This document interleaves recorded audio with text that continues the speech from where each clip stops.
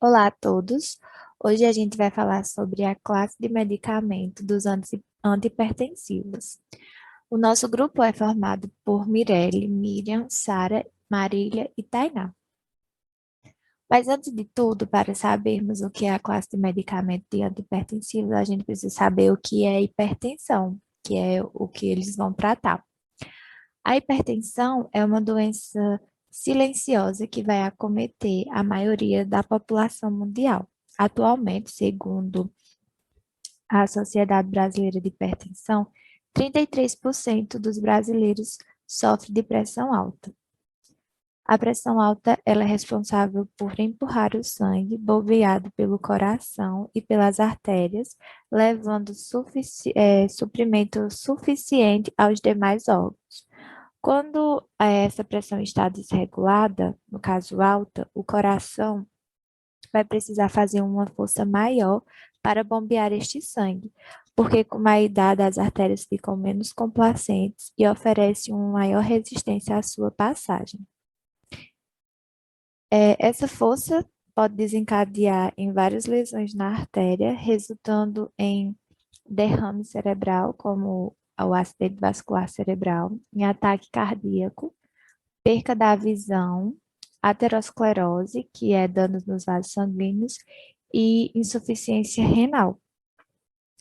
É, a hipertensão, ela é uma das principais causas de doença nos rins, levando até a sua paralisia. Para uma pessoa ser classificada como hipertensa, ela vai depender do estágio da sua pressão. Uma pessoa considerada com pressão normal, ela vai ter uma pressão sistólica e diastólica menor que 12/8. Uma pessoa já é considerada hipertensa quando ela tem uma oscilação de pressão entre 12 a 13/8. E ela é considerada já hipertensa quando sua pressão ultrapassa de 14/8, ou é igual a 14/8. E o hipertenso, ele tem dois estágios. O estágio 1, a pressão pode variar entre 14 e 15/9, e no estágio 2 pode ser maior ou igual a 16. Mas, enfim, o que são antihipertensivos? Os antihipertensivos é uma classe de fármacos utilizados no tratamento da hipertensão. E eles vão atuar na pressão arterial, que ocorre em seus efeitos sobre a resistência periférica ou débito cardíaco. Isso pode ser feito por aqueles que inibem a contrabilidade do miocárdio ou reduzem a pressão do ventrículo do coração. Isto é, eles vão inibir a contração do coração quando sofre esse estímulo. A hipertensão descontrolada, ela pode trazer vários danos ao organismo quando não é regulada adequadamente. Assim, existem mecanismos que controlam a pressão arterial, os quais podem ocorrer por via sistêmica, ação ligada ao sistema nervoso e ação tecidual ou renal, mas que visam os mesmos efeitos, como a redução do débito cardíaco, a resistência vascular periférica e, consequentemente, da pressão arterial. Os fármacos antihipertensivos, ele possuem uma ação que visa modificar esses mecanismos quando eles não são suficientes para controle da pressão, como também aumentar a sobrevida do paciente hipertenso. Nessa tabela, a gente vai verificar como o fármaco é a sua meia-vida, que vai passar no corpo, o quanto de tempo que ele vai atuar no seu corpo, a sua biodisponibilidade e as doses inicial sugerida. Os antihipertensivos têm um mecanismo de ação que vai depender da classe a qual ele pertence. E eles são classificados em diuréticos, que os diuréticos têm um mecanismo de ação que está relacionado à depressão do volume e à redução da resistência vascular periférica decorrente de mecanismos diversos. E também é classificado como inibidores adrenérgicos, que se classificam em três: em ação central, que tem um mecanismo de ação atuando nos estímulos dos receptores de alfa-2 adrenérgicos, pré-sinápticos ou em receptores imidazolídnicos no sistema nervoso central, reduzindo a descarga simpática. Em alfa-1 bloqueadores, que vai apresentar baixa eficiência como monoterapia, devem ser utilizados em associação com outro antihipertensivo. Bloqueadores, beta-bloqueadores, que têm um mecanismo de ação onde envolve diminuição do débito cardíaco e redução da secreção da renina, readaptação dos barroreceptores e diminuição das catecolaminas no sinapse nervosa. E também podem ser classificados como vasodilatadores diretos. Já eles têm uma ação que vai atuar diretamente sobre a musculatura da parede vascular, onde vai promover um relaxamento muscular, com consequente vasodilatação e redução da resistência vascular periférica. Também é classificado como bloqueadores de canais de cálcio, que vai reduzir a resistência vascular periférica por diminuição da concentração de cálcio nas células musculares lisas e vasculares, e podem também ser classificados como inibidores da enzima conversora de angiotensina, que vai agir nas substâncias e é fundamentalmente dependente da inibição da enzima conversora, bloqueando assim a transformação da angiotensina 1 em 2 no sangue e nos tecidos. E também é classificado em antagonista do receptor AT1 da angiotensina 2, que vai agir por meio do bloqueio específico de seus receptores AT1.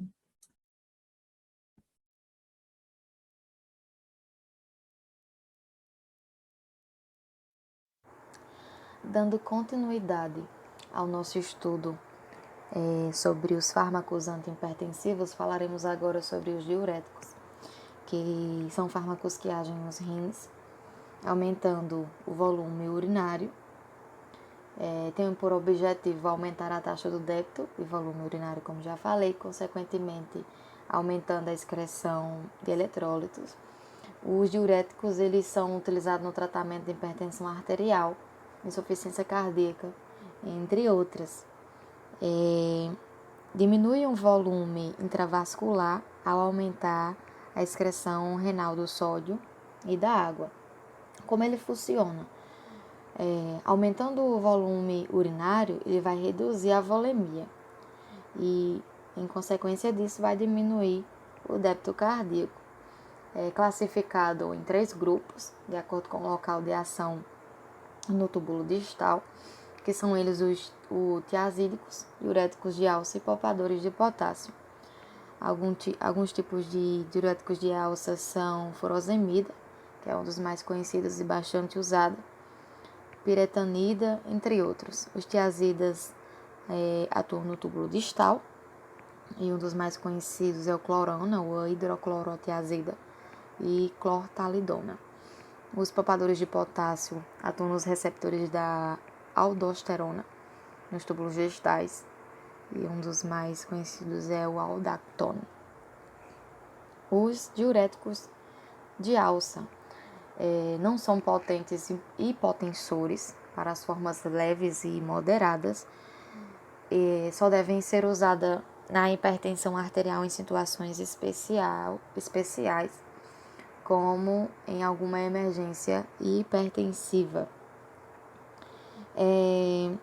Agem na porção ascendente da alça de Henle, que é a segunda região de maior absorção de sódio. Ele é muito potente, porém é fugaz, ou seja, o seu efeito é rápido, dura no máximo 4 horas.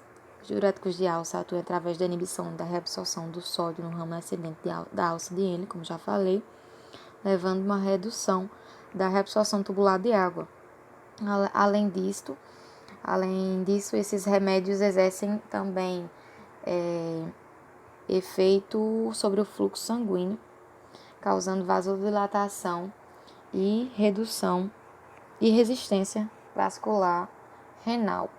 Os nomes comerciais mais conhecidos é o furosemida, como já falei, bastante usado.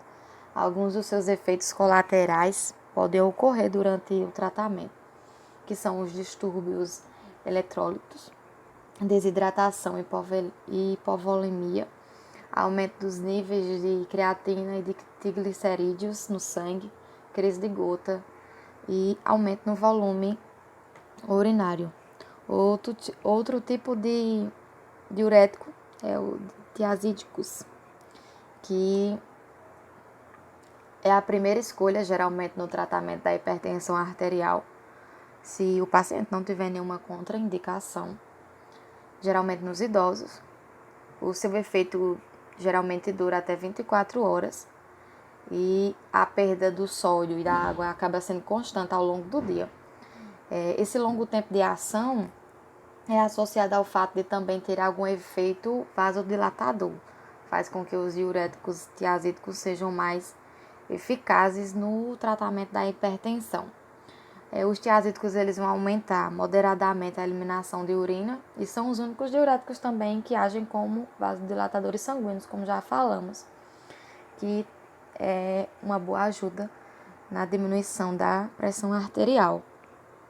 Esses diuréticos têm como mecanismo de ação a inibição e reabsorção de sódio na porção inicial do túbulo contornado distal do rim, como já falamos, aumentando a sua excreção, assim como a excreção de cloretos e em menor escala de potássio e magnésio, que leva, consequentemente, à eliminação de água.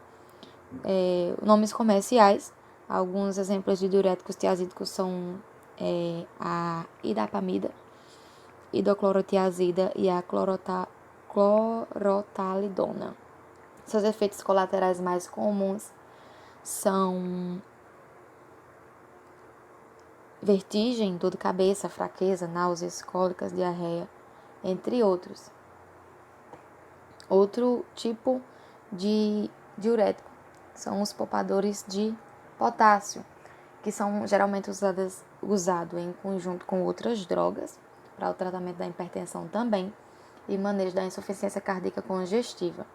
O diurético poupador de potássio mais prescrito é a espironolactona. Essa classe ela possui esse nome porque é a única que não aumenta a excreção de potássio na urina. Os poupadores de potássio eles agem excretando o sódio e diminuindo a excreção de potássio. Isso é bom para quem tem potássio baixo, né? E perigoso para quem tem um nível de potássio baixo um pouco alto, né? Eles são grupos de diuréticos mais fracos e estão contraindicados na insuficiência renal avançada. Agem no túbulo coletor. A absorção do sódio ela é dependente da eliminação do potássio. Esses remédios eles inibem a excreção de potássio a nível terminal do túbulo contornado distal no túbulo coletor, como já falamos, podendo exercer ou não uma ação antagonista da aldosterona. Alguns exemplos são a amilorida, que só se encontra associada a outras substâncias ativas, e a espirolactona, como já falamos.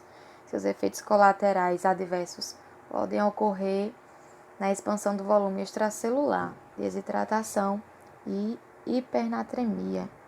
Quem não pode fazer uso dos diuréticos de nenhuma forma são as pessoas que possuem hipotensão, ou seja, o nível de pressão arterial baixa, desidratação, também perda de eletrólitos e que também quem faz consumo de álcool, uma vez que o álcool ele já provoca uma eliminação excessiva dos fluidos. Oi, gente, eu sou Miriam e eu vou falar sobre os inibidores adrenérgicos. E eu vou começar falando os nomes dos medicamentos que inibem a transição adrenérgica.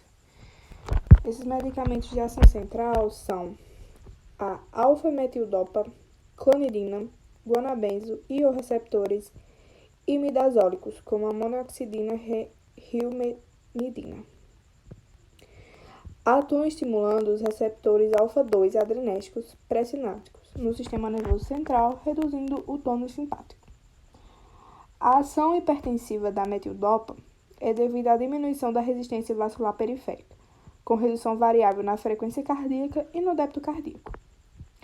A clonidina reduz a pressão alta pela diminuição do débito cardíaco, devido à frequência cardíaca diminuída e o relaxamento dos vasos da capacitância, com redução da resistência vascular periférica, sobretudo quando os pacientes estão em posição ereta, ao contrário da metildopa, que não depende tanto da postura ereta. As reações adversas são decorrentes da ação central, como a sonolência, sedação, boca seca, fadiga, cansaço mental, hipotensão postural, em algumas vezes, e disfunção sexual. Pacientes tratados com metildopa pode ocorrer galactorreia, tanto em homens como em mulheres. A interrupção da clonidina após uso prolongado em doses altas pode resultar em crise hipertensiva mediada por um aumento da atividade simpática. E agora eu vou falar sobre os alfa-1 bloqueadores, que são a doxazosina, prazosina, trimazosina. Eles produzem a maior parte do efeito antidepressivo ao bloquearem os receptores alfa-1 nas artérias e vênulas. Ocorre retenção de sal e de líquidos quando são administrados sem uso de diuréticos. Esses medicamentos eles são mais eficazes em associação com beta-bloqueadores ou diuréticos e podem induzir o aparecimento da tolerância farmacológica, o que exige o uso de doses crescentes. Esse grupo tem a vantagem de propiciar melhora discreta do metabolismo lipídico e dos sintomas clínicos em pacientes com hipertrofia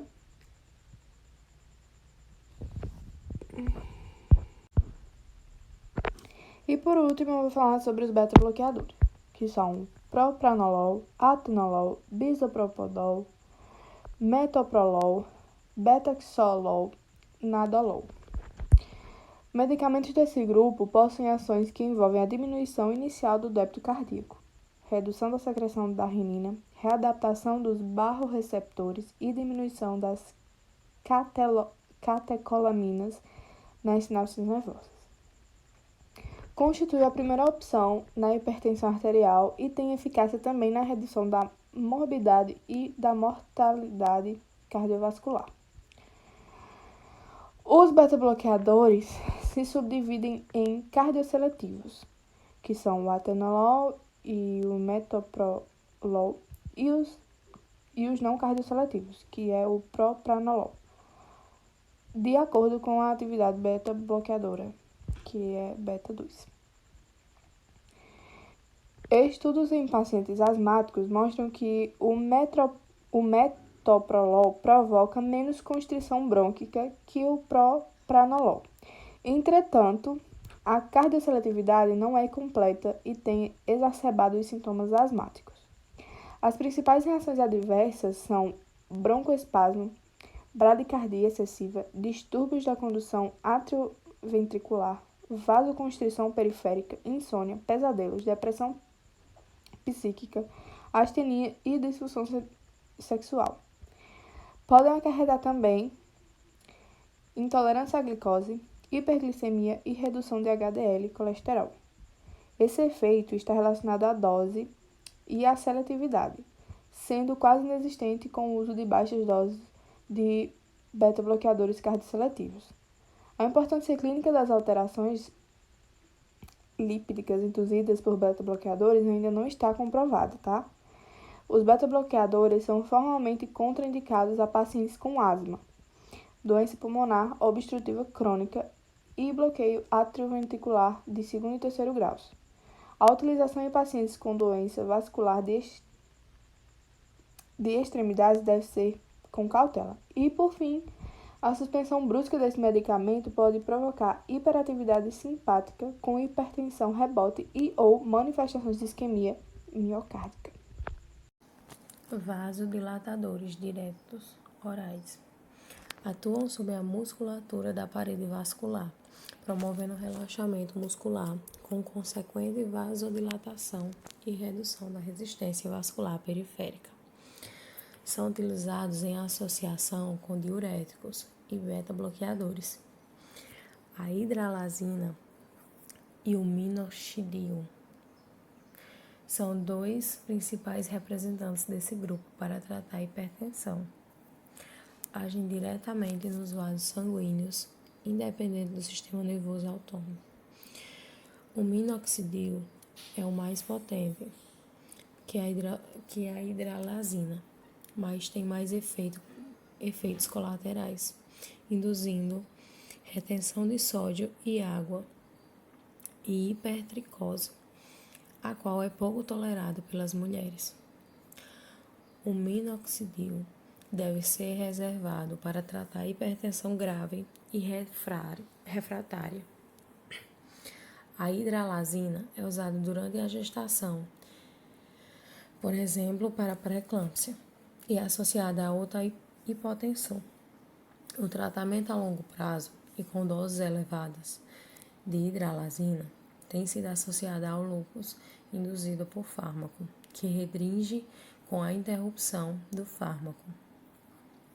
As principais reações adversas são pela vasodilatação arterial direta, promovem retenção hídrica e taquicardia reflexa, o que contraindica seu uso para monoterapia. O efeito adverso do diaxódio que mais precisa de atenção tem sido a hipotensão excessiva, pois pode ocorrer acidentes vasculares cerebrais e infarto do miocárdio. Bloqueadores dos canais de cálcio são agentes orais amplamente utilizados no tratamento a longo prazo da hipertensão. Apresentam uma variedade de efeitos hemodinâmicos, refletindo os múltiplos locais em que o cálcio está envolvido nos eventos elétricos e mecânicos do ciclo cardíaco e na regulação vascular. Esses fármacos podem atuar como vasodilatadores arteriais, agentes inotrópicos negativos e agentes cronotrópicos negativos. Os fármacos dihidropiridínicos, nifedipina e amlodipino funcionam principalmente como vasodilatadores. Ao contrário, os não dihidropiridínicos, como verapamil e diltiazem, atuam principalmente como agentes inotrópicos e cronotrópicos negativos, diminuindo assim contrabilidade do miocárdio, frequência cardíaca e condução de impulsos. Por conseguinte, os bloqueadores dos canais de cálcio podem reduzir a pressão arterial por meio da redução da resistência vascular sistêmica e do débito cardíaco.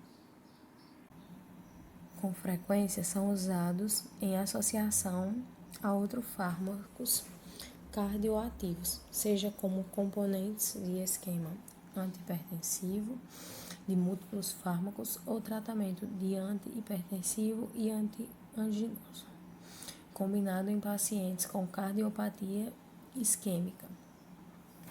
Tendo em vista os efeitos farmacodinâmicos distintos dos diferentes bloqueadores do canal de cálcio, os efeitos adversos potenciais da terapia que utiliza, incluindo interações adversas com outros tratamentos cardiovasculares, são específicos de cada agente. Os não dihidropiridínicos devem ser usados com cautela em pacientes que apresentam comprometimento da função sistólica ventricular esquerda, uma vez que esses fármacos podem exacerbar a insuficiência cardíaca sistólica. Eles também devem ser utilizados com cautela em pacientes com doença do sistema de condução, visto que podem potencializar anormalidades funcionais dos nós sinoatrial e átrio-ventricular. O cuidado em ambas as situações é particularmente relevante para pacientes submetidos a tratamento concomitante com antagonistas beta. Os bloqueadores de canais de cálcio apresentam 3 subgrupos. O mecanismo de ação final é o mesmo para todos, mas o grupo pode ser dividido em 2 subgrupos, que são os não dihidropiridínicos, benzotiazepinas e fenilalquilaminas, e os dihidropiridínicos. Entre os não dihidropiridínicos temos o verapamil como representantes das fenilalquiaminas e os ditrioazem, que representa as benzotiazepinas.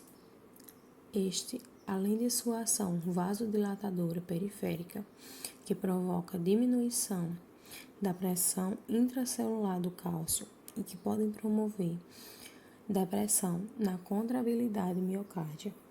Por este motivo, devem ser evitados em pacientes com insuficiência cardíaca. O verapamil e o diltiazem promovem ainda depressão na condição sinoatrial e na condição atrioventricular. Ambos são usados em formulações de liberação prolongada e em 2 tomadas por dia. Os dihidropiridínicos têm maior potência vasodilatadora periférica que os não dihidropiridínicos, e este efeito promove certo aumento no tônus simpático, que se contrapõe ao efeito inotrópico negativo. Fármacos desse subgrupo não causam alterações na condução atrioventricular, e os que de curta ação podem, inclusive, elevar a frequência cardíaca pela estimulação simpática, como frequência de sua ação vasodilatadora periférica. Os dihidropiridínicos de curta ação, por este motivo, não são indicados para o tratamento de hipertensos. Falar um pouco agora sobre os inibidores da enzima conversora da angiotensina, mais conhecido como ECA. São antipertensivos que bloqueiam os efeitos de um hormônio produzido naturalmente pelos rins, designado por angiotensina 2. Ao bloquear o efeito da angiotensina 2, os inibidores da ECA eles provocam o relaxamento dos vasos sanguíneos, reduzindo a pressão arterial. Isto é designado por vasodilatação, quando os vasos sanguíneos relaxam e dilatam. Significa que o coração não tem que se esforçar tanto para empurrar sangue para o resto do corpo.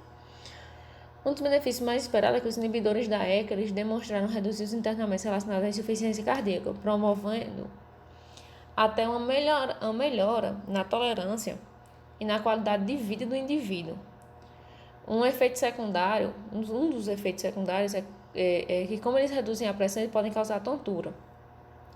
A pressão sempre tem que ser monitorizada já por causa disso, pois os inibidores da ECA eles podem causar também alterações na função renal ou no aumento nos níveis de potássio. Assim como também isso também deve ser acompanhado pelo médico através de alguns exames. Algumas pessoas também desenvolvem a tosse seca e ocorrem também alterações no paladar e erupções cutâneas. Em alguns casos mais raros podem envolver inchaço nos lábios ou da garganta.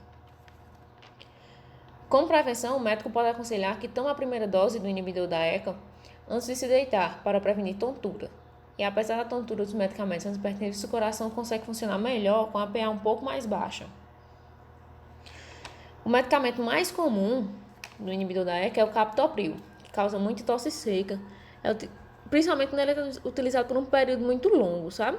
Ele inibe a degradação da bradicinina pela enzima, resultando no aumento do nível de bradicinina, que provoca, assim, muita tosse seca. Uma tosse essa que não é produtiva e que ocorre em cerca de 20% dos pacientes. É uma tosse altamente desconfortável e compromete até mesmo a adesão ao tratamento e a qualidade da voz do paciente. Assim, o captopril ele tem sido muito mais indicado para urgências hipertensivas, quando você chega com um pico hipertensivo, uma PA elevada no ambiente hospitalar. Ele tem sido mais usado em ambiente hospitalar do que mesmo indicado por médicos para uso contínuo, por conta dessa tosse que incomoda muito as pessoas. Atua no sistema renina-angiotensina, inibindo a enzima conversora peptidil dipeptidase, que hidrolisa a angiotensina 1 em angiotensina 2. Os inibidores da ECA compreendem medicamentos tais como captopril, enalapril, lisinopril e os membros de ação longa recentemente induzidos, benazepril, fosinopril, moexipril, perindopril, quinapril, ramipril e o tandolapril. Os efeitos adversos podem ser a hipotensão grave no início do tratamento com inibidor de ECA em pacientes com hipovolemia decorrente de diurético, restrição de sal ou diarreia. Por isso deve ser sempre acompanhado pelo cardiologista, por isso sempre os médicos aconselham que fiquem em um posto de saúde ou ambiente hospitalar para ficar fazendo o acompanhamento da pressão arterial até que se normalize direitinho e veja que o remédio não esteja causando reação adversa e esteja fazendo o efeito necessário. Falar agora sobre os antagonistas do receptor AT1 da angiotensina 2. São considerados opção terapêutica para pacientes com intolerância ao Zeca e podem ser usados em associação com outros antihipertensivos. Eles atuam no eixo da renina ao bloquearem os receptores AT1 da angiotensina 2, agente vasoconstritor e causador da retenção hídrica, que ambos resultam no aumento da pressão arterial, APA. Os fármacos como losartana, valsartana, são utilizados na RAS, hipertensão arterial sistêmica, e na insuficiência cardíaca. Seus efeitos farmacodinâmicos são semelhantes aos inibidores da ECA, como vantagem de não atuarem sobre a bradicinina. Ativos por via oral, extremamente metabolizados pelo fígado, e seu tempo de meia-vida, em média, é de 2 horas. Os metabólitos ativos eles apresentam tempo de meia-vida de 6 a 9 horas. São eficazes como monoterapia para a hipertensão arterial e para a insuficiência cardíaca. Em geral, prescritos quando os pacientes têm uma tolerância ao efeito adverso da ECA, pois seus efeitos adversos eles são muito raros, incluindo hepatotoxicidade, edema e sintomas neuropsiquiátricos. Atua impedindo a ação da angiotensina 2 por meio do bloqueio específico de seus receptores AT1, não possuem efeito sobre a bradicinina, portanto, são bloqueadores mais seletivos dos efeitos da angiotensina do que os inibidores da ECA. As associações dos fármacos antihipertensivos são utilizadas em pacientes de estágio de nível 2 e 3, como terapia inicial. A ação dos inibidores da ECA é aumentada pela redução do volume produzido pelos diuréticos e os inibidores da ECA provocam retenção de potássio através da secreção da aldosterona, contrabalançando a depleção de potássio do diurético. Bom, esse foi o nosso trabalho sobre medicamentos antihipertensivos. Estamos abertos a dúvidas. Pedimos desculpa por qualquer coisa. Muito obrigada.